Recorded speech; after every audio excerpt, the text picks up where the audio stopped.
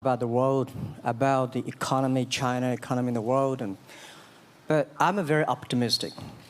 When people start to worry, that is the opportunity is. Right? I worry about the blood testing, and she created good things. And I think great innovations, great companies always happen in the tough times.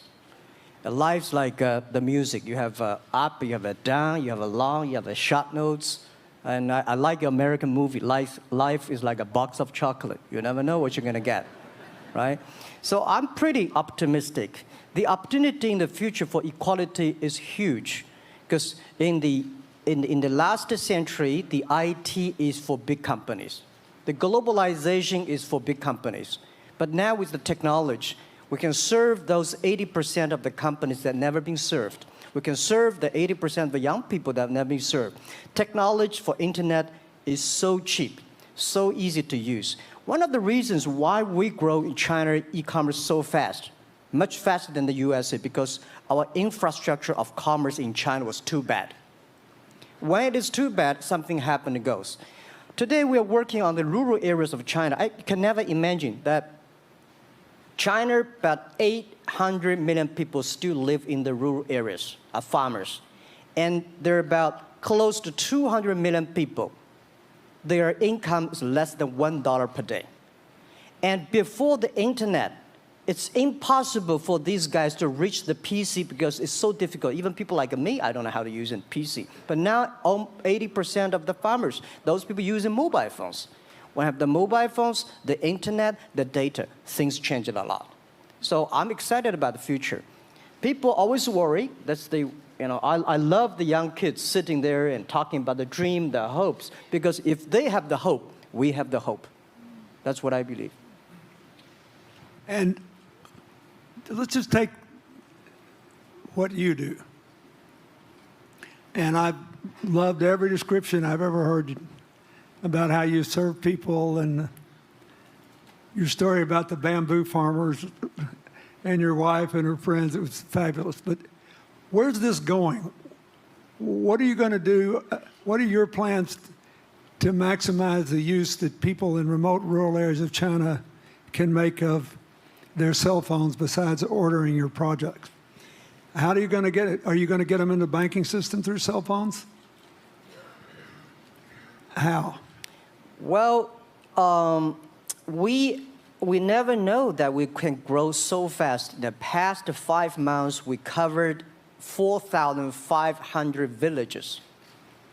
And these people, normally they use in very traditional way. It took them like we went to a rural area. It took the farmers 2 hours to walk to the downtown in the middle of the town and buy things. But today, because the mobile phone, and we can deliver things to their home, to their village, within 72 hours. I remember last week I read a very interesting news. This is amazing. There is a girl, she told me a story. She said her grandfather, 92 years old birthday. And for his life, he always wanted to try one Western-style food. But he lived in the rural areas. There's no such restaurant food. So she said, I tried on the internet, book a restaurant dinner for Western food, delivered to that village. And they finally immediately find one restaurant. There are 3 guys. They took like a 3 days bus from Shanghai to that village, made an Italian spaghetti and beef for them for this 92 years old birthday. And whole village was excited. Everybody says, wow, you can order food, Western style food. So buying almost everything. And also we're helping, there are a lot of farmers, they plant a lot of apples, great apples. But 90% of the apples rotted because there's nobody buy them. They normally buy by track. If you sell the apples, they sell whole track. And using the traditional way, they can sell by whole basket of the apples. But now, because of the internet, they sell by one. Each apple, they sell $1. Or 1 RMB or 2 RMB for each. So the farmers see using internet, they can buy and sell using the mobile phone. That changed their lives. And I think it's exciting. And people need examples when they see, well, my neighbor made money through online to selling things. My neighbor buy much interesting things online. People start to learn. And more people start to buy the mobile phones. We cannot make all the mobile factories to sell phones to them. Only they know the mobile phone really works, helping change their lives, they start to buy the mobile phones. Just one more question. And then, do you think this will make the current problems like the current problem in China less likely? That is, if we'll have more market information and the market will drive where the investment goes instead of the government trying to make judgments about, I better build another housing development or office development here, there, or yonder, and you wind up with a bubble. Well, if it comes from the bottom up, is it more likely that fewer bad things will happen? Yeah, Daniel, I think last week I was in Seattle discussing about the China economy. I think you American people worry too much about the China economy. Well, you see, every time when you start to worry about China, China goes better. Every time you think China is in problem, we'll get better. But when you have to say, you have a high expectation of China, China always a problem. Like parents have the expectation of the kids, are the same. But there's a big difference between American consumption, because people say, well, the economy is bad, so China consumption will be good low. No, totally different. You Americans love to spend tomorrow's money. And the other people's money, maybe. Or maybe the children's money. We Chinese love to save money. We are probably the largest country, the safe deposit in the whole world. Because we've been poor for so many years. When we make money, we put in the banks. Because someday we know the disaster is coming, so we can spend the money. So when the economy is bad, we still have the money to spend. You guys probably don't. You worry. And the second thing is that China been focusing on developing for the past 30 years. China government so strong on investment, so strong on exporting, but they are too weak on the domestic consumptions. Domestic consumption is not driven by government, it's driven by entrepreneurship, driven by the market, not the government. So in the past 20 years, government is so strong. Now they're getting weak. It's our opportunity. It's our showtime to see the market economy, entrepreneurship, how we can develop the real consumption. I think if the China developed the great consumption, we have a 300 million middle class. In next 15 to 20 years, we're going to have 500 million middle class. We need to import a lot. So when we start to import, that's great. I worry a lot when we export. When we export, we got a terrible sky, we have a terrible water, we have a terrible environment. When we start to import, we got to be better. So that's all the great opportunity, guys. Be happy about that. I'm serious. I agree with that. I'm serious. Yeah. Worry about yourself. Don't worry about the others. The reason some of us worry about China is we depend on you to buy our debt. However, I tried to be more Chinese when I was president. I saved a lot of money. So good. Good. But I just wanted you to say that because I really believe that. I mean, I think you're absolutely right. The trend toward greater internal consumption I think, will remain unbroken in spite of whatever the difficulties are in the next few months. I think it's important not to overreact. You can't break the trend. You've got to clean up the land from chemical contaminants. You've got to clean up the air. You're going to do it. Yep. And a lot of Chinese will make a lot of money out of that. There'll be a lot of great new companies, and there'll be opportunities to import from other places. Yeah. So can you discuss your theory of what you're doing and other things in terms of whether it advances equal opportunity and social solidarity? Tell them what you think is going to happen.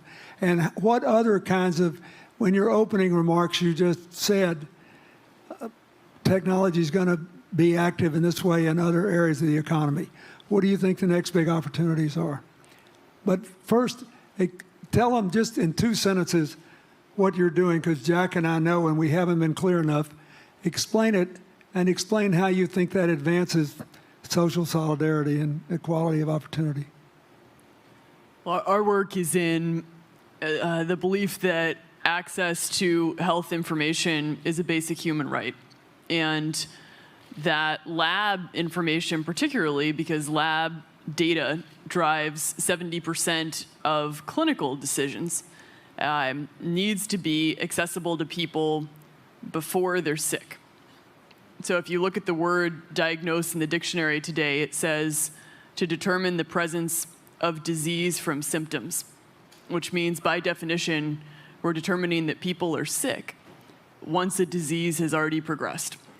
And our work is in being able to make lab testing accessible to people in time for therapy to be effected, and to do that in a way in which every person, irrespective of their insurance status, irrespective of where they live, can afford the ability to get a test done. So that means, in our case, we've invested the last 12 years in now developing hundreds of tests, many of which are less than $10. So $2 tests in the United States. And I think one of the amazing things about this country is that we have such an incredible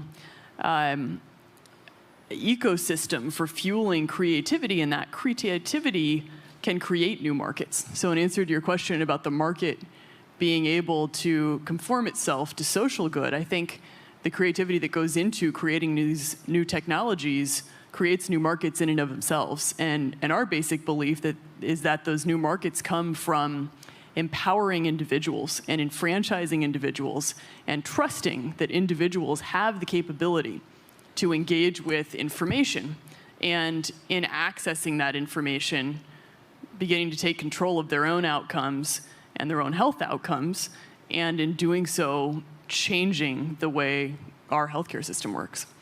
Think what this could mean for rural China, for rural India, for Native American reservations in America, for the Mississippi Delta, for the remote areas of where all the jobs were lost from coal. You're all of a sudden giving people information.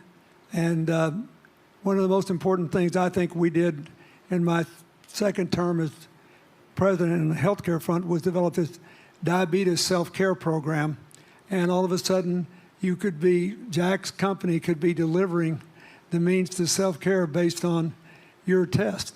I mean, I think that this is a very big deal. We all want to live as long and as well as we can. And Craig Venner was here. We were joking about whether we'd make it to 100. But in the meanwhile, you want to keep people healthy. And if they're sick, you want to intervene early, not late. Yeah. Well, and if you look at, the ability to engage with this information, we have a $4 trillion healthcare problem in this country. 20% of it is type 2 diabetes, which is reversible. And we have 90 million Americans who do not know they are pre-diabetic. But access to information and the ability to engage with that information is the foundation for being able to change those outcomes and cost, right? One more fact, and then I want to call on Jack. You founded this company 12 years ago, right? Yeah. Tell them how old you were. I was 19. Yeah. So, don't worry about the future. We're in good hands. So, I was thinking about 19, where I am.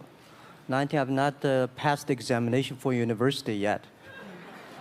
I failed 3 times, but I think it worked out. I'm not good at schooling. Well, yeah, that's why I give confidence to a lot of young people in China. If Jack Ma can be successful, 80% of the people can be successful.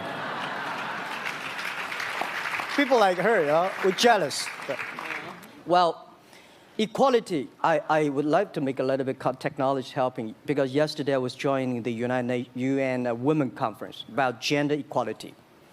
And I think the first technology revolution happened 200 years ago in the UK, released the human body, the arm, stronger. The second technology revolution in the USA for energy, you can last long. But this technology revolution relieve release the brain. So this century is not a competition who is stronger, whose muscle is stronger. It's who is smarter, who is soft, who can listen.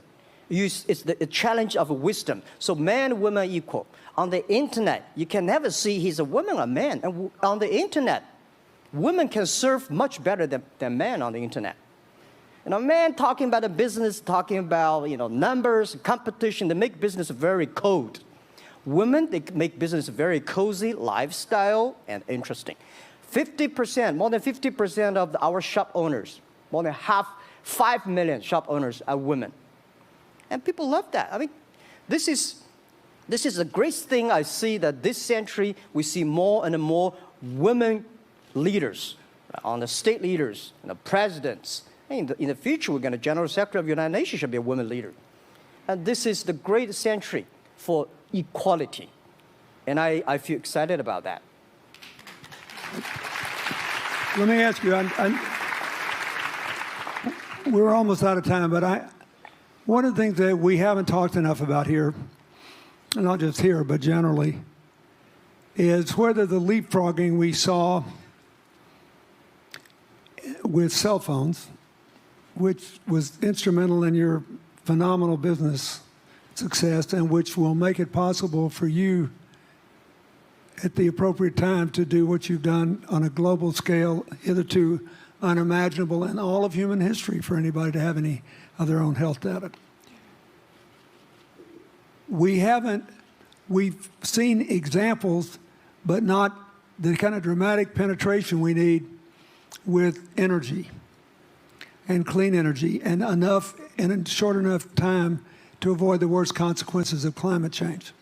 So do you believe that, your country has done more than anybody else to try to put up solar panels, and some of your companies went broke because you overdid it, right? But beforehand, and you got to work out the phase out of the coal, the phase into the sun and all that. Meanwhile, Africa, which is growing like crazy because of the cell phone in no small measure, and has 6 of the fastest growing countries in the world, still has vast swaths of its land totally dark at night. Do you believe that it's possible for us to scale up with distributed solar power rather than centralized as quick as we did with the cell phone? And if so, and if that were your business, if you had to quit what you're doing today and start there, how would you do it? And how would you do it? Lady first, I know that.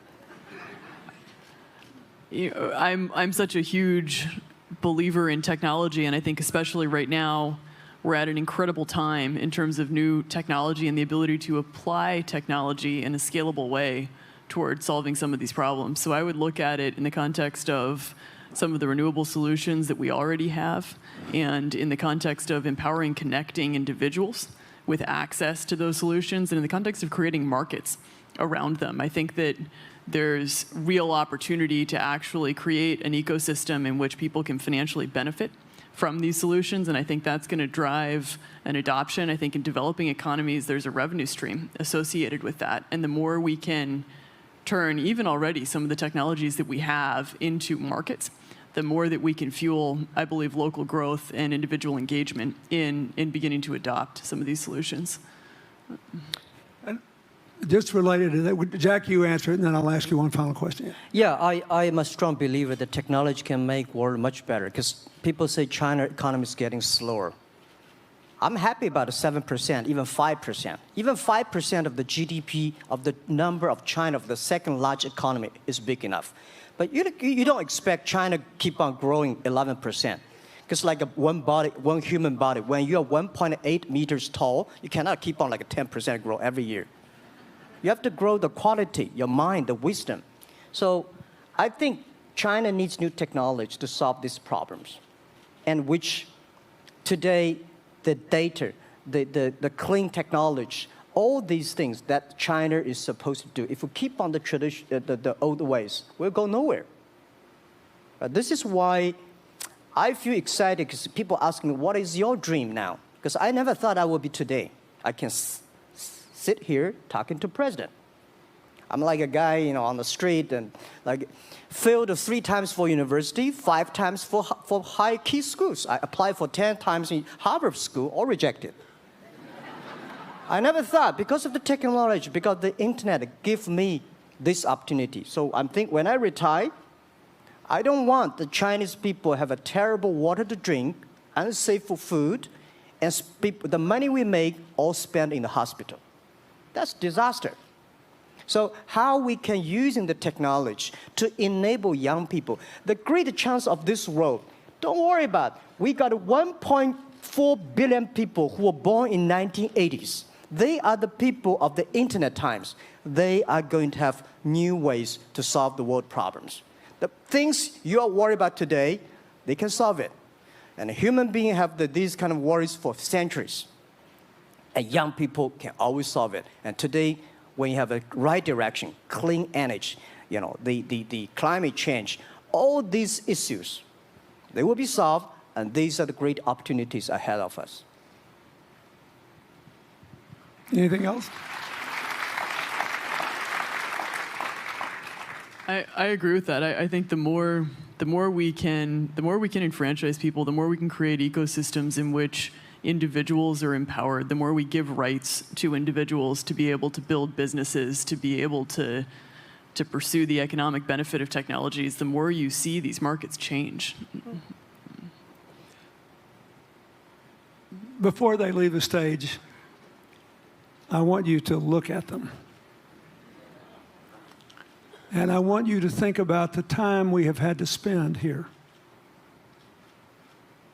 dealing with the refugee problems in Syria and Lebanon. Stand up, Elias. This is my friend Elias Bousab. He is the education minister in Lebanon. He's got to educate all these kids. And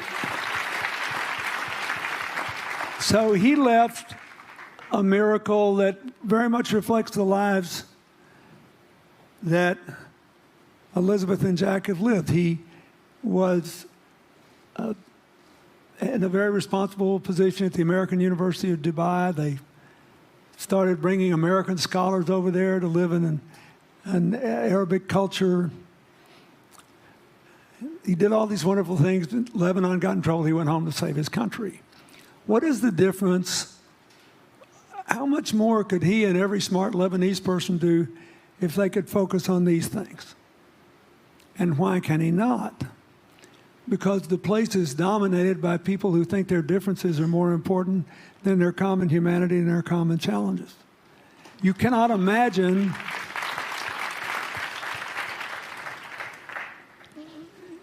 Jack Ma's proud of being Chinese. I like that.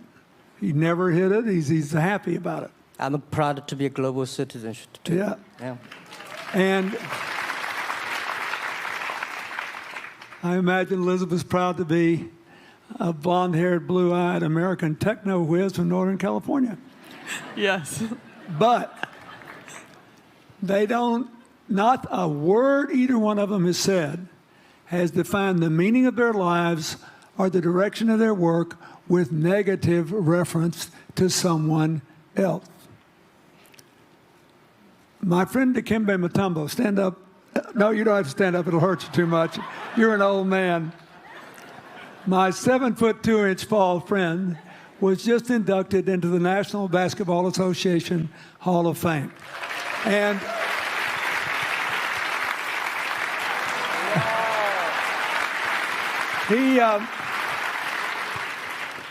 my family, my whole family loves him. And I have seen how much he has given back to his native country, Congo, which has been so troubled. I've known him a long time. We both went to Georgetown University. I did before he was born, I think. I've never heard him say a resentful thing about anybody. I have seen him give and give and give and try to give the people in his native land opportunities. Why am I telling you this? He's had a good life because he never defined his life with negative reference to anybody else. He never begrudged anybody else's success. And he thought he had an obligation to help other people.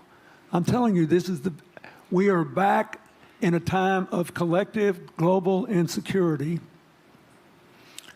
where the main struggle is the oldest one in human history, just in modern techno realities. I mean, if you were trying to build the Middle East, you would think about our permanent sponsor here, the ambassador from Oman, who her government tried to help head off a calamitous war in the Middle East over the nuclear issue in Iran. We all pray to God that it'll work out all right. And the lead she made. You look around all these places, wherever people are putting aside their differences and working together, good things are happening. We cannot achieve economic or social equality without living in the factual realities of the world we face, looking at the obstacles, looking at the opportunities, making the best decisions.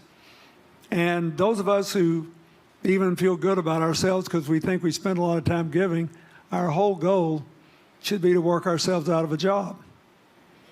One of the things that Bill and Tanny Austin are sitting there with Starkey, they started giving away hearing aids, and then they decided, well, we better teach these young people how to speak. If they get the gift of hearing, they'll have to learn that. So they got into the education business.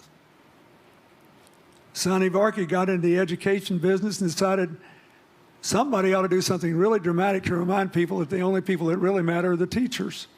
So he gave the first Global Teacher of the Year award last year, and an international panel gave the prize to a teacher from Maine who promptly gave the entire $1 million to her school. The woman never made any money in her life. She gave all the money away immediately. The future is going to be forged by people who think of how to use the modern tools that we are given, as Elizabeth and Jack have, to create opportunity through empowerment. And it will not be a straight line. It's too many moving parts. But I just want you to think about that. The reason you feel good looking at them is that you identify with them even though they're different from you. And that's basically where we are all over again, and we can't slip back. We can't give up. That's why when we had the Prime Minister of Italy and George Soros talking about the future of Europe, and George said it was coming apart, and the Prime Minister said, no, it doesn't have to come apart if it's about something more than economics. I thought it doesn't have to come apart if you will it not to. And you put yourself on the line for it. There are no guaranteed outcomes today, but you can guarantee that the trend is right. So go ahead, you were going to say something, weren't you? Yeah, I just wanted to add, I mean, as we're talking about the future and from my own experience and looking at all the faces here, I think a huge part of the answer to your question is also to raise our little girls with the stereotype that they can be the best in engineering and science and math, because when they do in all of these industries, it changes everything. And we need to do that in this country, and we need to do that as parents in other countries. You know? Yeah, I was thinking about if what you say. I think about when you talk about problems, you normally is like a politician. When you talk about opportunities that the business people, I was thinking about how we can using all the problems that change the problem become the opportunity. And I don't know. I just feel excited when people talk about problems. I think think about if you can solve one of them, that's the chance. And today, nobody live in this century has so many opportunities and so many tools they can use to change other people's life. And I think in the last century, which I call the IT time, this century is called the DT time, data technology. IT is to empower yourself, make yourself strong. DT is to empower the others. When you empower the others, you empower your future, yourself. So when I listen to you talk, I agree, and I think that's why we were born in this century. That's why how we can use the internet to help more people. Let's give him a hand. Thank you.